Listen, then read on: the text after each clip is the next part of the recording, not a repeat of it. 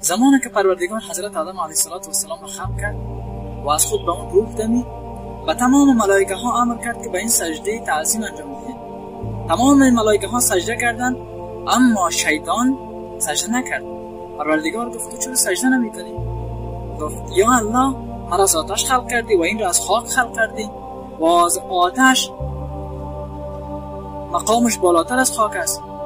اینجا بود که پروردگار غضبناک شد و شیطان فرمود فخرج فانک رجیم و ان علیک اللعنة الی یوم الدین.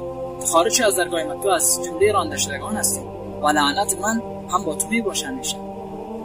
شیطان ناامید نمیشه. الله را میدونه که الله دعاها را رد نمیکنه، دست رد به سینه نمیزنه اگرچه دشمن هم باشن اونها. میگه قال رب فانظرنی الی یوم یبعثون. ای الله تو به ما مهلت بده. دعا میکنه از الله طلب داره.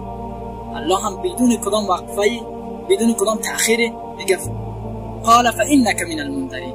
الله فرمود تو از جمله مهلت دادگان هستی. اینجا عزیز گرامی و دوست عزیزم، این پیام رو برای تو دارم از این آیه که گمان نیک به الله داشته باش. شیطان با وجودی که رانده شد در همون لحظه از الله درخواست داشت، طلب داشت، الله دعاش استجابت کرد.